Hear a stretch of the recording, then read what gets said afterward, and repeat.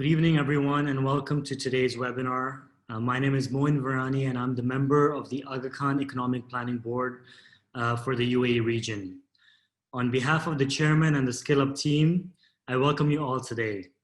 We would like to thank you and for taking your time out today off your busy schedules and joining us for today's SkillUp web workshop. SkillUp is a volunteer initiative under the AKEPB with the mandate to roll out monthly interactive workshops focused on skills upgrade. These workshops may be relevant to professionals and small and medium-sized businesses presented by qualified subject matter experts. We are delighted to present today's webinar, which is focused on how to freelance and earn supplementary income. This two-part series will cover ways to earn extra income, in-demand skills, set your goals, and be successful in the gig economy of the United Arab Emirates and globally. This is part 2 of the webinar. Kamran is a senior software engineer at Brightwheel, and he is also the founder of Fire Camp. Kamran is a senior software engineer from Memphis. He has been working in various roles in the technology industry for the past 6 years for established companies like Brightwheel and Zynga. Kamran is also the founder of Fire Camp, which is a full-service digital agency where he freelances and manages a team of remote workers in his spare time. Kamran, thank you so much for joining us again today. This is your weekend, and we really appreciate you taking time out of your weekend.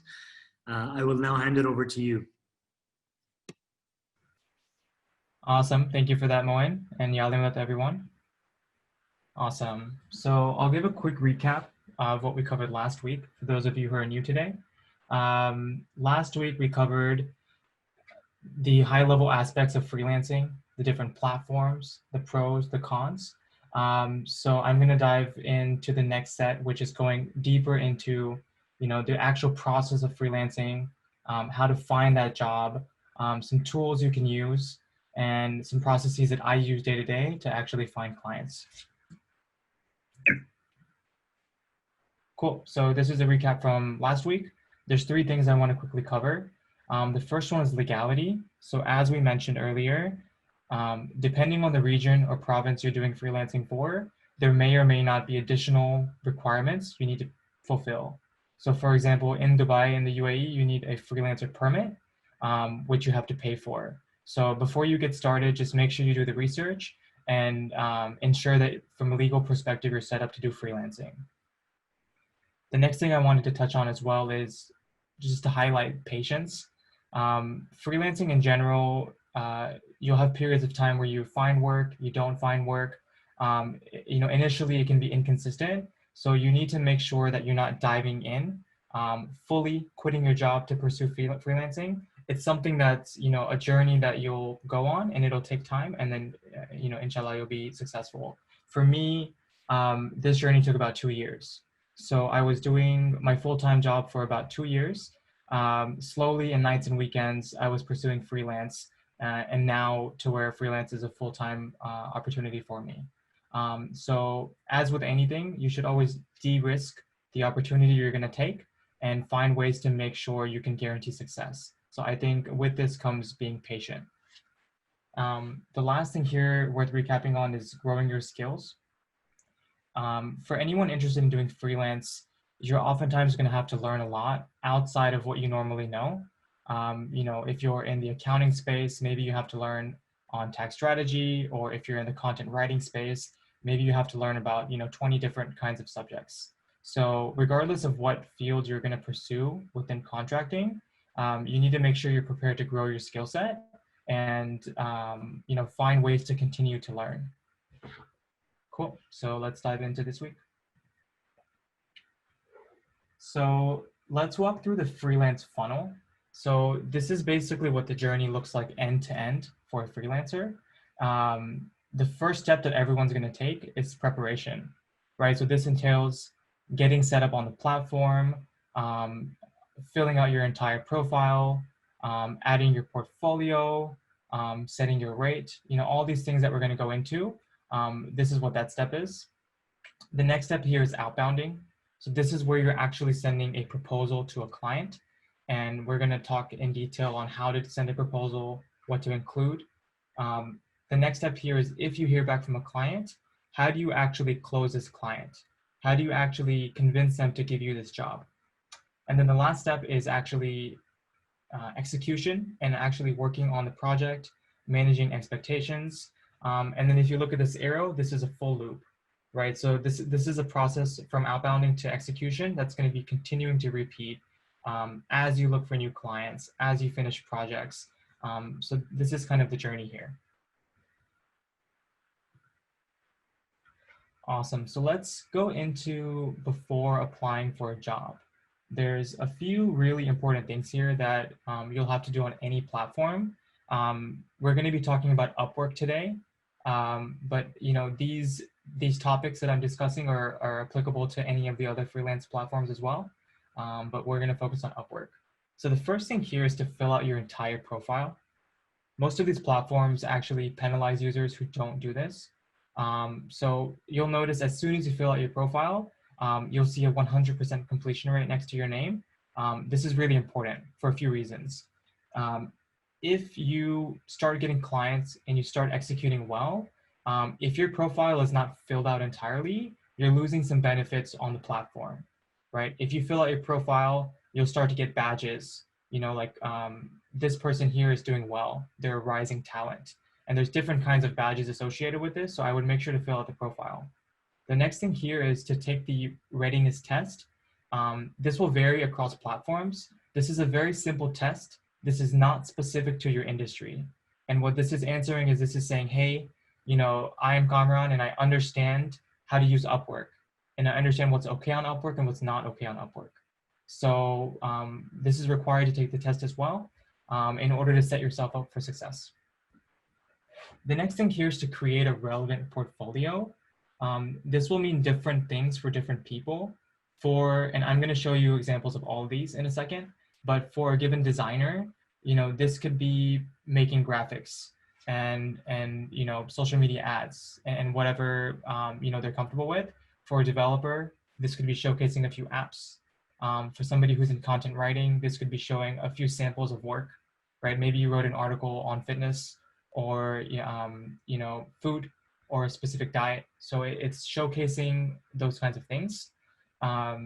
If you don't actually have a portfolio, so this is a question that comes up pretty common, is I don't have experience in this space, or I'm trying to do something which I've never done before, or all of my experience is professional and I can't share it, right? So this is a really good opportunity for you to make a portfolio.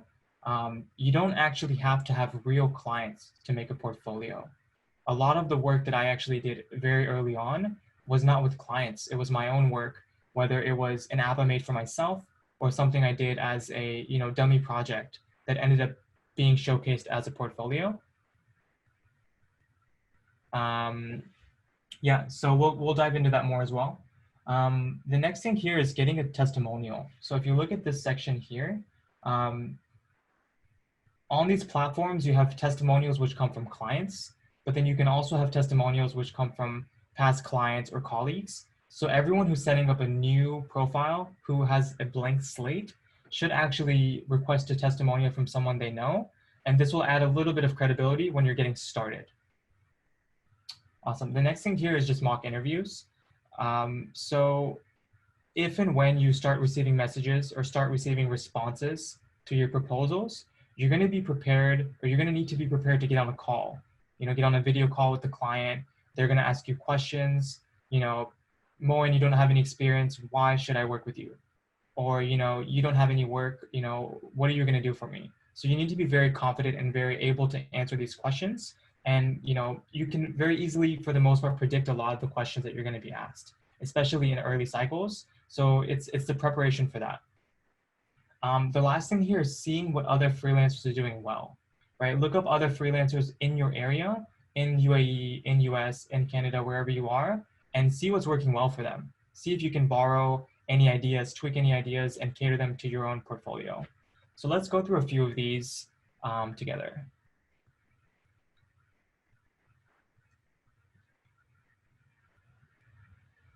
Okay, cool. So the first thing here, let's start with the profile itself.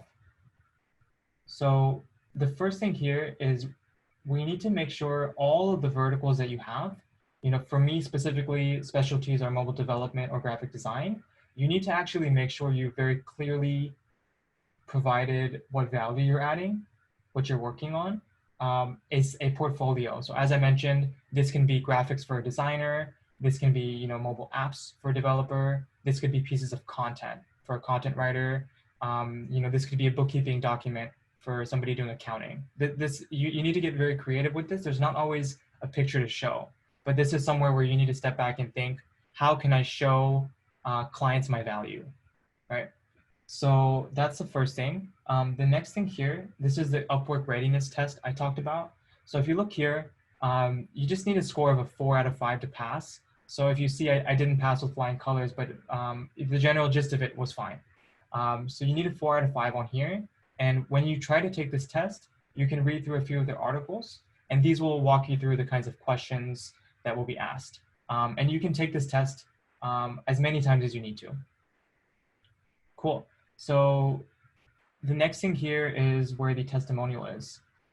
So if you go down here, you'll look at my profile. My profile, I didn't actually follow this feedback because I spent about a week and found the first contract. So shame on me. I should also have a testimonial off of Upwork. But this is really important. I want to emphasize that. There's one thing here that I haven't touched on, which I think is important. And it just basically comes down to testing what works. There's not going to be any very specific advice that is going to benefit everyone in the room. It's more of like, you need to get on the platform, spend 1 week, change your profile in a certain way, reach out to clients, then change it in another way, reach out to clients. And it's kind of a learning process. For me, there's a lot of things that were applicable that I'll show you, but I just want to emphasize that this is going to be something that's going to vary across markets, across clients, across spaces. So you need to find what really works best for you. But I think I've seen a lot of people making prepackaged projects, right? So you're saying, I am offering you a service.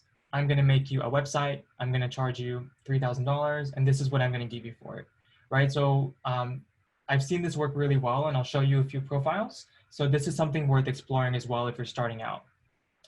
So let's dive into what a few other freelancers are doing. And I encourage you to actually go and do this. Right? Pick a vertical that you're going to focus in and spend 10, 15 minutes and absorb all the things that the freelancers are doing, take notes, and then see how you can reflect that on your profile. So if you look here, we have Iman here from Saudi Arabia. She focuses on a few different things. So marketing, search engine optimization, localization. So, she's doing really well. I think if I look at her profile, I would probably even further break out localization from project manager, from marketing manager into 3 spaces here. But if you look at her profile, she's doing really well. Her response time is less than 24 hours. So she's very fast. Yeah. And then, so if you look at this badge here, top rated and job success score, this is really important to you getting further work. So every time you get a client, you want to make sure before you close the contract, before you go into the feedback steps, the client is very happy and you're very confident you're going to get a good score. Especially early on, this is very, very important. I'll walk through how to kind of navigate that in later slides. Let's take a look at Faiza. So she's doing content writing, digital marketing. So again, if you look here, like very clearly set the rate, very clearly set, 8 years of experience. This is what she's specializing in. Any legality information, any logistical information, what does she bring to the table? She's very clear with her propositions, right? These are the things that she adds direct value to.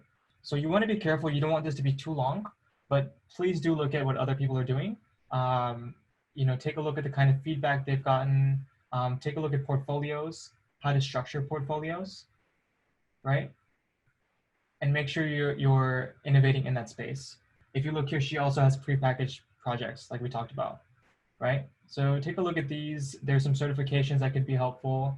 I always recommend first, when people get started and they say, I don't have any certifications, I don't have, even a professional employment history.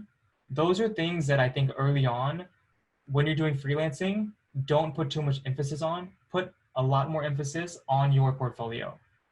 You know, most people are not going to come down here and say, oh, you know, Moin's not certified in HubSpot, so I don't want to hire them. That rarely happens, right? Unless somebody's looking for an extreme subject matter expert. So I think the main thing to focus on is your portfolio. So for those of you who don't have that professional background or haven't done it in the space, that's okay. Even if you're going to put a different employment background, right? Let's say you're working right now in finance and you want to start doing SEO related work, you should still put that employment history of finance, as long as, so you can show, you know, I have had professional experience before, even if it's not the same. I'll show you one more profile and then we'll move on. So this is for somebody who does accounting, right? So this person's actually also done extremely well on Upwork. If you look here, they've broken up accounting, bookkeeping, and very clearly outlined, you know, those things there. If you look at the portfolio, right, talked about how they're certified in a few different areas.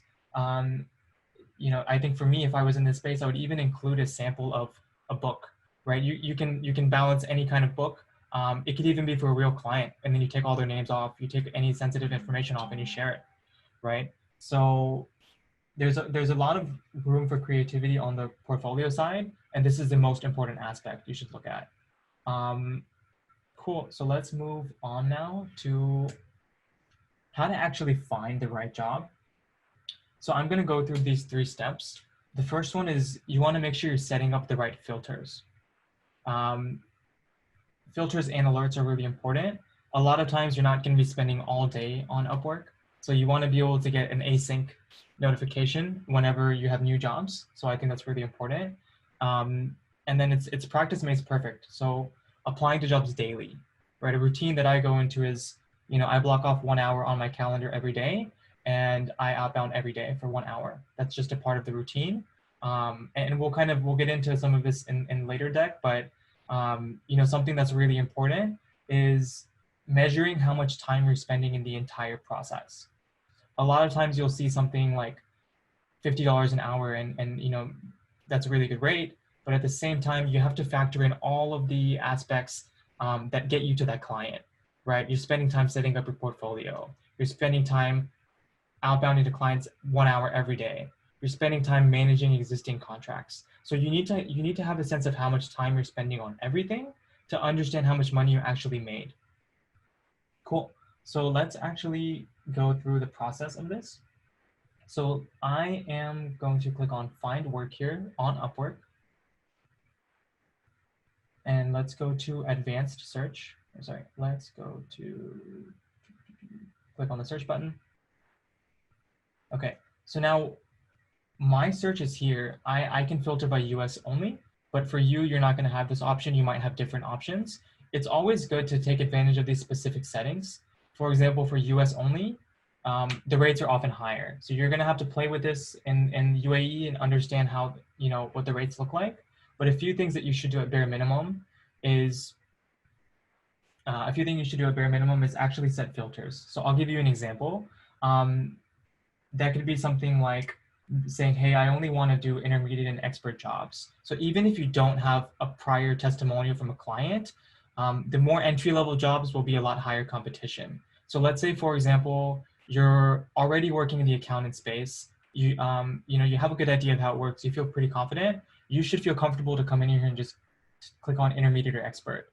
Because if you're looking at entry, you're going to be competing with a lot of lower hourly rates and a lot of competition. So just because you don't have any work on here to show doesn't mean you can't do this. You know, the first few clients I did were just expert, right? The industry I was applying to was the industry I work in. There was a very clear overlap. So I felt very confident. So I would play with these here. One thing I want to touch on, which is I think a big myth when it comes to freelancing. So a mistake that I was making the first few weeks I started was I thought it would be a smart idea to only work with a client who's hired before on Upwork, right? So I only want to work with a client who spent X amount of money on Upwork because that means that, you know, they'll pay me more. And so I initially was only applying to clients like this. And, you know, as I spent more time on the platform, I actually learned that could not be far from the truth. There's a lot of people who sign up on a daily basis who've never used Upwork before, who would love to work with you and give you long-term contracts, right? So 3 of my long-term contracts now are with people who had no history before. So I think this is just, it's something that you have to test. One day try this, one day try this, and see what works for you. But for me specifically, I don't filter by client history. My main filters are going to be by the experience level and an hourly, right? So I think fixed price is a very interesting concept, but you have to be very careful with fixed price. If you can very clearly predict how much time you think it'll actually take, how much feedback the client will need, and then roll that up into the cost, it's great, right? So I sometimes bid on fixed price contracts if you can find that sweet spot, right? So I'll give you an example. If I can find the least amount of work I can do, which will take me the least amount of time, but give me more money than if I did it hourly, then I'll take that. So this takes a little bit of practice to understand, but to give you like an example, let's say I was designing a branding or style guide for someone's company, right? I've done this a few times, so I understand this takes me between 8 to 10 hours, right? So if I multiply my billable rate and then I compare that to fixed price, I typically take it if it's higher. And a lot of times I can find the fixed price one to be higher. So you have to see what works best in your industry, in your space. There's no hard and fast rule. Cool. What I like to do as well is I like to apply to proposals when the proposal number has been low, right? So a lot of times, to give you context from my experience on the platform, when I've been hired on the platform, it's either been within the first few hours of the post. So this means very less number of proposals, or this means a few days or weeks after the post, which means there was like 100 proposals on there, right? So they're very extreme. So I think play with this, limit it, don't limit it, but it's something that you have to work through. So this is how you actually set up filters on here. So let me actually go ahead and let's go through the process, right? Let me say that I'm looking for something in SEO and I want hourly, yep. And then I'm going to close this filter and I see all of the jobs here now that matches a filter. So look, like I mentioned before, this client doesn't have a rating. This client hasn't spent a lot of money. This client spent no money. I wouldn't let these factors push you away from making a proposal. The way that you should think about making a proposal is how likely do you think that you can get this job, right? If you read this proposal, how matching is your skill set? Is the portfolio you're going to send them actually going to move them? And the reason I say that is because every proposal that you submit is going to cost some amount of money. So Upwork or these other platforms have a concept of connects, right? So if you look here, I have 8 connects. This varies, but for me, one connect is like 15 cents, right? But this varies depending on where you are. So you have to pay money to apply. And this is so you don't actually go and spam every post. So you have to be very mindful of, if you're applying for something, be very confident that you can get it. So this means that you will apply to less, but hopefully your conversion percentage is higher for what you apply to. Let me see if there's any. Cool. Yeah, so let's go back here to, okay, one more thing I'll go over. So once you've actually set up this filter here, what you can do is you can actually save the search. Right, let me just save this as SEO. And then so now if you go back to, if you go back to finding work, you'll see it saved here. I have too many searches, but it's going to come up here, SEO SkillUp. And then so you can quickly make sections exactly how you want to configure it and use this to scroll through. So this will speed up things a little bit on your end. Cool. So let's now go into a few tips and tricks that we can use. So the first one here is an RSS feed reader. So RSS stands for Real Time Syndicate Stream, I believe, but I think that's not too relevant. But basically what it does is, in layman terms, this is a way for you to look at data in a list and get periodic updates on it, right? So to give you an example, maybe you want to get your Facebook updates in RSS or LinkedIn or anything else. You can make an RSS feed for anything, right? And so this is a way for you to get subscribed to updates. So if you want to get subscribed to certain news updates, you can use an RSS feed for this. So let's go back and walk through how we can actually use this. So let me go back to the search that I was on.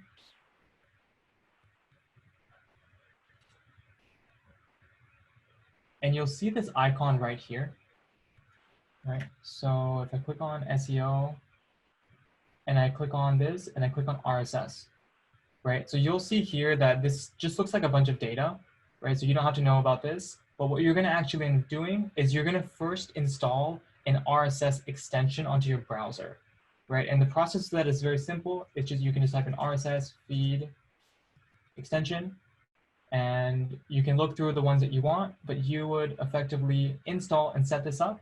So I just tapped on the install button and it shows up here, right? If I open this up, you'll see I've already subscribed to a few posts. You can even edit and fix the names here because maybe this is not clear. But if you look through it, you're gonna start seeing job posts for exactly what you need, right? So this is one that I've subscribed for a developer. I'm able to see job posts as soon as they come in. So I'm very fast. I'm normally in Chrome or something else. There's even extensions where you can get push notification updates to your laptop. And you can say, okay, and some of those may be paid, but you can say, okay, this job just came in, let's do it. So this is really useful. This is something that I use daily. So you would click on subscribe here. And then if you look here, this is the SEO, the one that came back from SEO, right? Okay, cool. So yeah, so this is one tip that I'd recommend that I use daily. Another thing I'll say is when you're actually applying to these jobs, so let's actually go into one of these posts. So I've opened up an SEO post here for an existing proposal for SEO. And if you look, this is expert. So one thing that you need to make sure to do, we need to read the entire post. Some of these posts can be very long, but the reason I say that is a lot of times where clients will include very specific information, like please respond to this post with the word Apple in the beginning, so I know you read it. If you don't do that, then you've wasted money on your connect and their client will not reach out to you. So, and the purpose of me saying read the whole post is not just to get past that, but you should really understand what you're signing up for. You should really understand what you're committing to, right? It's not just about, can I get this job from the client and make money? It's also about your credibility, right? If you take the job and you make money and the client is not happy, early on, if you get a bad rating, that's gonna not do well for your profile, right? If you have 1 or 2 jobs and you didn't do well on them, it's gonna be extremely hard for you to find another client. So make sure you can do the entire process, read through it. Some things that I think are really important to look at are preferred qualifications. So when you're starting out initially, you'll see that you actually don't meet some of the requirements here. And that just means you shouldn't apply for that job, right? Upwork is not gonna stop you from applying to the job, but the client will see it in a different section. And it's gonna say, this person did not meet the qualifications. So because Upwork is paid and you wanna maximize your potential, you should not apply to anything that you don't meet here. The good thing about this though, is as you start to build your portfolio, as you start to get jobs, it's really, really helpful to apply to jobs with preferred qualifications. If you look, some of these even go to amount earned plus 5K plus 10K. Those jobs actually have a lot less proposals, which increase your chances of getting them. So you'll also see, some jobs are specific to regions. It's gonna say, I only want to hire someone in Dubai. And this is gonna actually, gonna be able to help you and target that specifically. So if you live in Dubai, then you can apply to that post and you'll have less competition. Let me go back to the deck here and let's go to the next point. Let's go to a few more tips and tools. So something that I use very regularly, and this is an optimization, right? If you're sitting and spending 1 hour every day outbounding, you'll come up with creative ways. You'll realize that there's a pattern, right? I'm sending the same kind of messages every day. How can I improve that, right? So this whole journey for you should always be thinking, how do I maximize my time? How do I only spend time on areas that make me productive? Am I repeating something? Can I automate something? So this is kind of something in that light. So let's go through and I'll walk you through. So we have Clippy on the Mac and one clipboard on Windows. I'm going to show you what it looks like on the Mac. So I'm going to open up Clippy, and you'll see here that I've made snippets for the different kinds of things I continually do when I'm outbounding. And this doesn't have to be specific to Upwork. This can be anything, right? Maybe you're doing this via email. Maybe you're copy and pasting or doing some set of thing over and over again. So if you look here, I've defined the different kinds of things. So let's say I want to send somebody a message from my agency, not from me. Then I have a snippet for that. Let's say I want to do SEO. I have a snippet. And if you look here, I've given very specific examples. Each portfolio has an example. And I'll open these up and show you in a second. So if we're talking about maybe like SEO, right? Then you would show them something, like a wireframe. Maybe you have some sort of site structures. Maybe you have a content outline. Your industry will have different kinds of portfolios for what you're working on, but this is the kind of thing that you should be sharing, right? Even if you don't have this, even if you don't have a client, you can go through the exercise of picking a product. Pick a product that you like, right? Whether it's anyone that you follow, anyone in any space, pick that product and find out how your industry can apply to that product, right? Whether it's doing some accounting work for a business that's in the food space, or finding someone on Instagram you really like, but finding ways to actually improve their online presence, branding, things like that. So if you look here, every single thing I've done has an example. Well, let's kind of walk through why Clippy is useful. I'm going to go back to this application here. So this person wants a copywriter, and they want to write copy for a new website. They have 20 products. Okay, so this looks like a good one for me. So I would actually go through and I would click submit. And now if you look here, you'll see here that this is taking 2 connects and I have 8. And if you look here, there's different profiles that we've talked about that you can set up, right? So because I don't have a profile specifically for SEO, I'm just going to use it from general. But typically you want to make sure that whatever job you apply for is matching your specialized profile with your portfolio. Okay, so now I would say, whatever rate I feel comfortable charging. But the good thing here is now I have a shortcut, and I can say, I can set up a shortcut on the program and say, okay, well, this is the SEO one I want to apply to. And I pasted that in there, and then I'm going to change something. So I'm not going to copy, what we talked about in the first section was don't copy cover letters, which is what I've shown you here, but this needs to be tweaked now. I'm not going to just send this off exactly like this. Maybe I'll say, hey, I would love to clean up your website and, add some badass punch to it. Sorry for my language. I'm just copying what's written here. So, find something relevant from their post and say it back to them. And that's basically emphasizing that, hey, I've read your post and I'm confident in this, right? So if you imagine using this tool Clippy, I save a lot of time. Imagine writing this again and again, or having to manage multiple notes and copy pasting. This is very, very productive, even outside of Upwork, right? Imagine working at a customer success or sending emails constantly and just being able to paste snippets and make an archive of them. So yeah, so that's it for Clippy. Awesome. So one thing I'll touch on is downloading the Upwork desktop app. This is really important. A lot of times you'll get messages from clients and you'll get real-time updates on this Upwork app. So if you look here, you can go into messaging and you'll see, you can real-time talk to clients and get messages from them. So this is what really factors into your availability rate, right? What I showed you earlier, where the individual from the Philippines, she had less than a 24-hour response rate. This is directly because of how responsive she was on the platform. So download the Upwork app is very important. The next thing we'll talk through is tracking your time. So I've touched on this a little bit in the beginning of the entire journey of freelance is very time consuming, from preparing your portfolio to outbounding to clients to closing clients to doing work. And you should understand how much time you're spending at each stage of the process. So a tool that I use is called Toggle, and I'm going to walk you through that.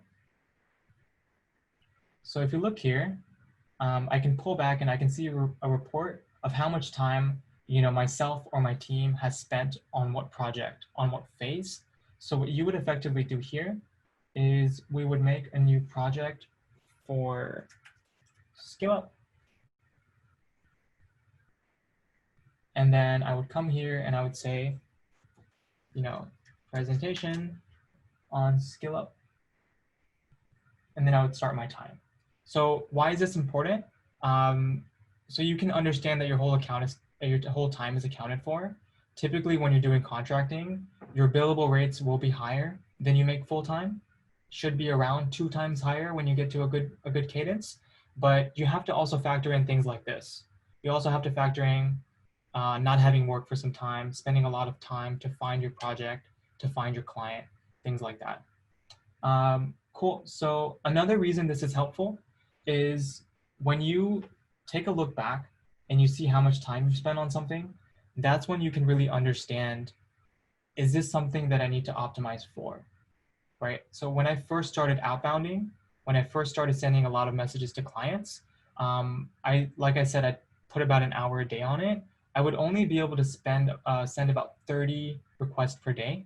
And now I'm doing about 50 or 60 per hour. So I think like through measuring my time, through understanding where most of my time was spent, I was able to optimize that process and go faster, right? So I think that's something that's really important, not just for freelancing, but in general, of like, where are you spending your time? Where are the things that you're continually doing again and again? How do you optimize? How do you make things go faster and more effective for you, right? The less time you spend on this, the more time you get back. So I think this is really important. And as an exercise, you should very meticulously track your time in the early stages so you can understand where your time is going. Okay, cool. So let's talk through a few tips on how to actually go about getting your first client. The initial question you're always going to get is, where is your portfolio? What have you worked on in the past? So as I've talked about a few times already, I won't touch on it too much. You need to show an example of high quality work. Even if you just have 1 or 2 pieces, that's okay. So for example, if you're a content writer and you want to get started and you don't have any experience, pick a subject you're passionate about, treat it like a real client assignment. Send it to your friends, get feedback, friends, colleagues, get feedback on it, iterate on it, treat it like a very real capacity engagement, and then put that up, right? Do this 1 or 2 times, and you'll have a few things you can share out, right? If you saw the SEO post that I applied to, I sent out a very concrete example of SEO work or content writing work. So this is really important. If you're spending money on sending a proposal to a client, you have to make sure that you're guaranteeing as high as you can your success rate. So never, never, never send a portfolio or a proposal without including some work. You will not get a response back. Okay. The next thing here is you have to be paid. Yeah. Just a quick question. When you say don't send a proposal without sharing some work, can you explain what you mean by that? Yeah, totally. So if we go back here to this project and you look at the proposal that we were submitting here, right? If you look here, I've shared very concretely a few things in the Google Drive, right? This is SEO content. This is an audit. This is an example of some content writing, right? So whether this lives on Upwork or it doesn't, you should still share at least one thing. Even if it's the same thing in your profile, you should still find a way to share that with the client. Does that answer the question? Yes, it does. Okay. The next thing here is being patient and also being aggressive. And what I mean by that is when I first started on Upwork, and because this was a learning process for me, there were some things I did wrong, and some of the things I've talked to you about, which will hopefully speed up your journey. But I had to send about 84 outbounds before I got my first client, right? So this was me sending 84 handwritten custom proposals before I even got a message from somebody. This isn't a hire, this is a message, right? And so after getting a message, things were smoother and we were able to agree. But you have to realize that, you're gonna send 100 proposals, maybe you'll get 10 responses, and then maybe you'll get one client, right? So you have to make sure that you're very patient. A lot of times what happens is, I'm now getting a job for proposals I sent 1 month ago. So I've forgotten about this proposal. I thought, hey, I'm not gonna get this. And then just yesterday, somebody accepted the proposal. So, some clients take their time. They really find the right person. Some clients move fast. So you just need to make sure that you're patient, right? This is going to be a journey initially, which is going to be bumpy. You have to expect that. You have to be very persistent and, I'm going to just send proposals after proposals until I get it. And what you have to be careful about is this 84 proposals I've sent were not the same kind of proposals, right? Every 10 or 15, I would kind of change my strategy. I would change my cover letter. I would change what I'm writing to them. Because at the end of the day, it's a test. It's a test to see what converts better and how you can have the highest conversion and how you can save the most time. So this is a journey that everyone's going to take individually, but I just want to emphasize that you have to be patient. So the next thing here, we've talked about this already, so I won't touch on it too much. Just make sure you've added your testimonial. Reach out to colleagues. If you feel like your Upwork portfolio does not establish the credibility you want to, feel free to message your LinkedIn portfolio to the client as well, right? If you have a LinkedIn, if you feel like that adds something, feel free to give that as an extra credibility measure that this is who I am. I've worked here for XYZ. Yeah. So let me go through a few concrete examples. And I'm going to share my screen because I think that's not too clear.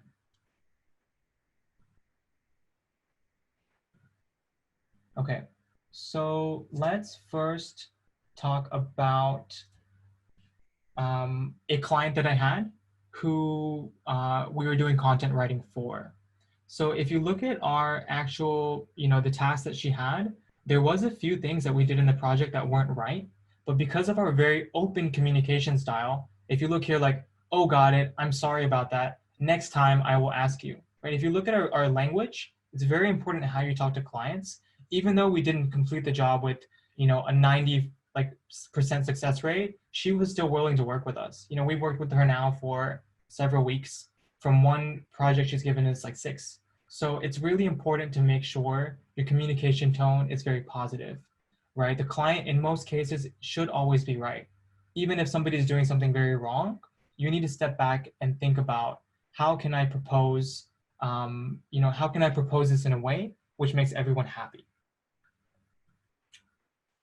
The next thing I'll show you here is how important it is to have really good streamlined communication, right? So this is a client that initially hired us for a specific job. And the process for that was, Friday I got the job. I told him, hey, by the way, I'm going to start. Saturday I made some progress. So I said, hey, Mark, these are the things I worked on today. We're tracking good for the deadline. And then Sunday we had a problem. All right, so Sunday there was a hiccup and something didn't work out. And I told him, hey, Mark, I've done this to the extent that I can. This is my recommendation, and this is where we're at. And because of that communication style, that's the only reason he gave us another job. So just yesterday, he gave us, a few more projects. So I think communication is really important. Over communicate initially, right? And if the client feels like you're communicating too much, then the client will tell you, hey, thank you for this, but maybe we should communicate less. But in the beginning, feel free to structure your communication and be very, very transparent. The next thing I'll show you here is, and I guess you don't have to focus too much on the content here at all, but I'll talk through it, is if you look at the dates here, I talked to this client 3 weeks ago, and he didn't get back to me until 3 weeks with this message to actually go through the contract. So I just want to show that sometimes it takes time. But one thing worth mentioning here is every time I talk to a client, I ask them very thought-provoking questions, questions that most of the time they haven't thought through, and they really label you as a subject matter expert when you do that. Right? This client wanted to make branding for his product, and I asked him very simple questions like, what emotions do you want the user to feel, and a few other things here, and he was really taken by that. He told me on the call that I've talked to 12 designers, no one's asked me this, which this is a pretty basic question you would ask someone. So you should think about in your space, right? What are some things that you can really ask the client that will really label you as a subject matter expert, even if you don't have the first few clients on Upwork already? The next thing I'll talk about here, so if you look at this client that we have a pretty good relationship with now, the first thing he said to me was, hey, Carmen, you don't have a lot of history on this account. Can you send me some examples? And so what I told him was, and this was true, is you don't actually get your portfolio built up until you close your contracts, right? So you can have 5 or 6 jobs pending, but until you complete that first job, Upwork is not going to show you as like being successful. So you have to be very mindful of, if the job is done, you should ask the client, is there anything else I can do to make you happy? If you feel like they're happy, close the contract and have them give you a review. If you feel like they're not happy, then, and it's one of your first jobs, then even if you have to put in a little more work, and if it's not billed, you should go that extra mile to make sure that you're actually able to get a good rating. So for Jim here, who said we didn't have a lot of work, I found a few examples that weren't necessarily things that we did, right? So I found him something on the internet where I was like, this page I think converts really well for this reason, right? So it wasn't a work I did, but it was more of a deep dive on, this is something in the industry and this is why it works. And he ended up working with us. So sometimes you have to get creative. You'll be asked questions that you don't have answers to, and it's really important that you can navigate that situation. One more thing I'll touch on, which I forgot to go over. So for Angie here, sometimes it's really important for your first few clients to think about how you can keep them. Because the process is so heavy to message people, get a client, you want to try to find a way to build your reputation and continually work with the same clients. So for Angie, we finished her content writing, but we also sent her a free SEO proposal, right? This took us 2 hours to do. We didn't charge her for it, but we sent her something free after the work was done. And she was so happy with that she's going to work with us on a much greater level. So you should think about ways that you can make your clients happy. You don't have to spend tons and hours on something, but just find small ways that you can make somebody happy. And that's what I would recommend. Cool. So we've talked a little bit already about the process for applying for a proposal. I'm just going to touch on them really quickly.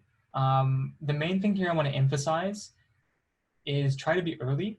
So when the proposals have a lower number associated with them and the client's actively going through it, you have a higher chance of getting it. So if I go back to this proposal here, you can actually see some insights too, right? You'll see that on average, even though this client wants to charge 25 to 50, some people bid more and some people bid lower, right? So this will give you some insights into how you should structure yours. At the end of the day, you should feel comfortable billing for your value. So that doesn't mean like somebody bid 20, like I'm gonna bid 15 here because I wanna get it. Just because you bid lower doesn't mean you're gonna get something. You should bid for your value, right?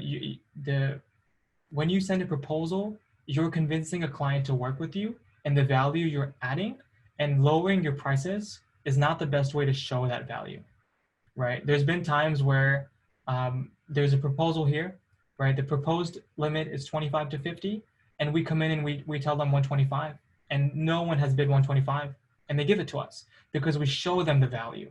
So I wouldn't be too worried about, somebody's bidding low here. You should try to understand what your value is and bill for your value. So we've already gone through the process of submitting a proposal.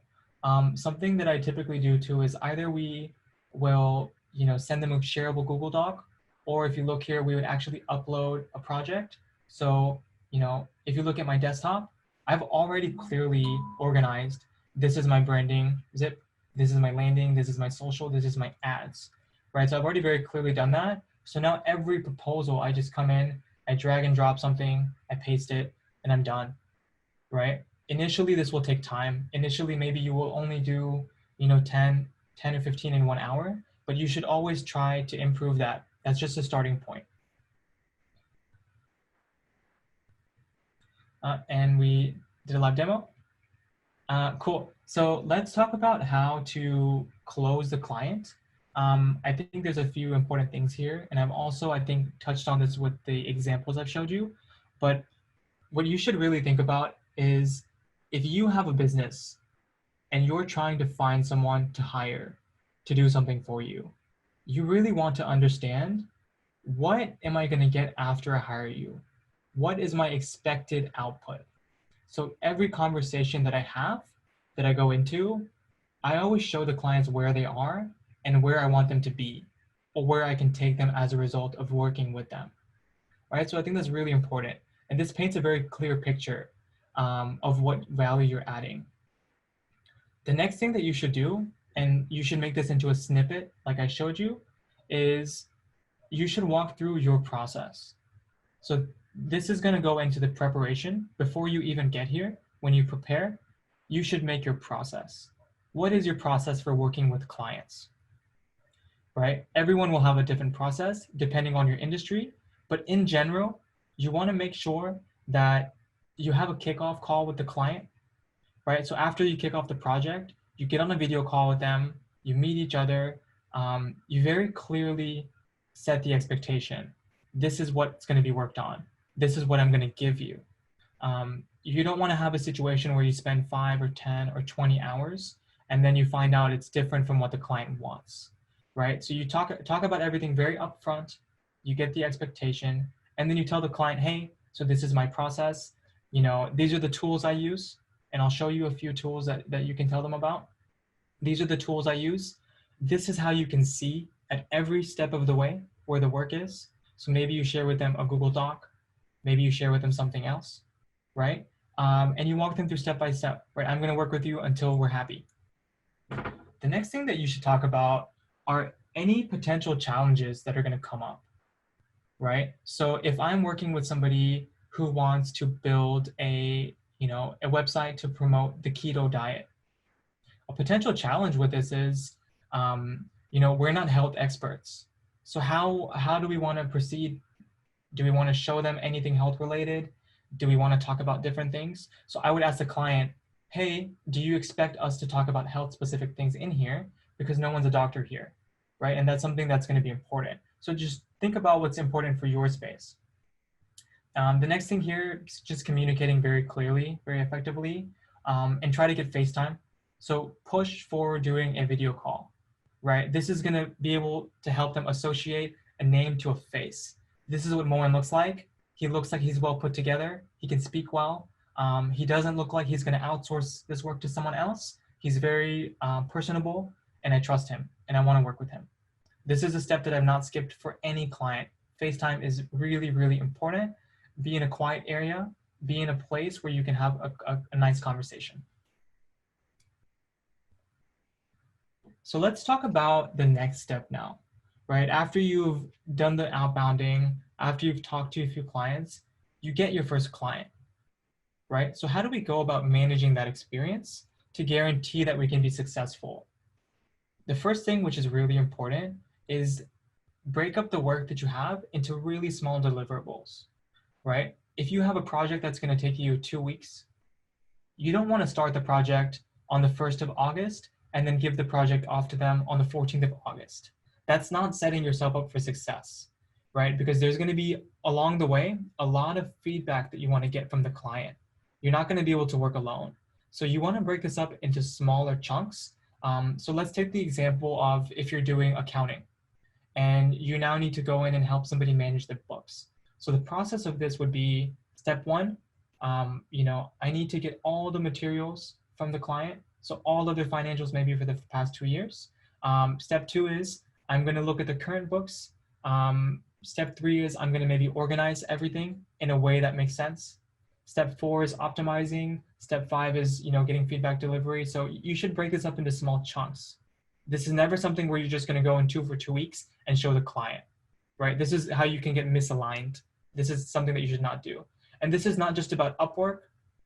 This is about any project. This is how the software and product world works, is you have some product, right? I want to build a TikTok, or I want to build a Snapchat. And then those break down into like hundreds and hundreds of small tasks, right? So this is how the product development and marketing is working these days. So regardless of if you're doing it on Upwork or in general, you should always think about this. The next thing is keeping a very tight feedback loop. I tend to give my clients access to the Google Docs, the Figma, you know, whatever they need access to. Some people might not feel comfortable with this. You should share as much as you want to, but try to touch base, you know, every few days, at least try to touch base. We've talked about this already, but the last point about giving something for free, I want to be very clear with what this means, because I don't want to paint the wrong picture. You don't want to do any work for free. So if the client tells you, hey, Kamran, I'm not really sure about you. Do you want to work for a few hours and then we can see? That's a hard no. And the reason is this is completely against a lot of the freelance policies. If you look on Upwork, you're not allowed to do any free work. This is very clear. Your account and their account can get blocked or suspended, right? So if somebody asks you to do work for free, they're violating the guidelines, right? But if you have work for them and you want to go out of your way and do something else for free, that's okay. But I want to make sure the distinction is clear. No one should be asking you to do anything for free. In the beginning, if you feel like you want to not bill for certain hours and you want to charge the client less in certain areas, that's more than okay. That's something that I do a lot of times. You know, when you start building a lot higher rates, you really want to make sure you're only building for impact, not just time, right? So that's something to think about. So let's walk through how do we manage a project that you've gotten, and also in general, how do you manage multiple projects? So there's a lot of different tools in the industry that do this. I'm going to focus on Trello, but there's dozens and dozens of different tools. So you're more than welcome to go and look through all the tools out there. You know, there's Trello, Asana, Jira. There's a multitude. I'm going to show you this on Trello, but the concepts will be more or less the same.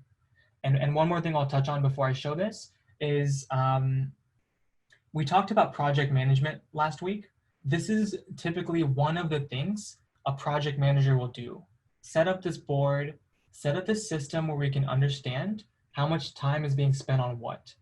Who, you know, how are we tracking? So this board here, we're going to go through the exercise of making a board, but I'm going to show you what this looks like. So this is my internal company board. So as you see here, there's a lot of things people are working on. There's some things that are in progress to do. You know, you can go in here and set up labels and organize this in any way you want. It's very flexible. So let's go through the process of making a board together.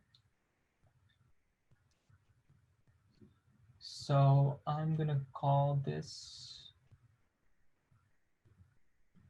Okay, so let's just call this how to freelance. And I like blue, so I'm going to make that blue. So the first thing you're going to start here is we're going to add some columns. This can be anything you want. This is very free form. I'm going to do what works best for me, but there's a lot of existing templates you can look at if you're not sure, right? So typically there's tasks that you need to do. There's tasks that, you know, they're not really ready to work on, but they eventually will be ready. There's tasks that you're currently working on. There's tasks that client are reviewing, and there's something that's finished, right? You can set this up however you want, but we'll go through this. And let's walk through the journey of how to freelance, right? So everything we've talked about last week and today, what are some of the steps that we're gonna have to take? Okay, so let's go through the process of making cards for that. Number one is create account on Upwork. And so I can go in here and I would say, okay, well, I really want to do this by Tuesday. So I'd set a due date here, right? And you can get very specific. You can add labels for different projects. You can add labels for different kinds of entities. So let's say, for example, I'll say that this is more of like a logistical task. Okay, cool. Okay, so now let's say the next thing is I'm going to create my portfolio. And let me make a few things in a checklist here. So the first thing I'm going to do is research, potential projects, and then implement project 1, implement project 2, right? So, and this would not be, this, I guess, depending on how you want to categorize it, this could be logistical, this could be execution, whatever you want to do, right? This system is here for you. There's no right or wrong. So then you create your profile, and then now let's say, you do research on other freelancers in your area, right? So what we talked about.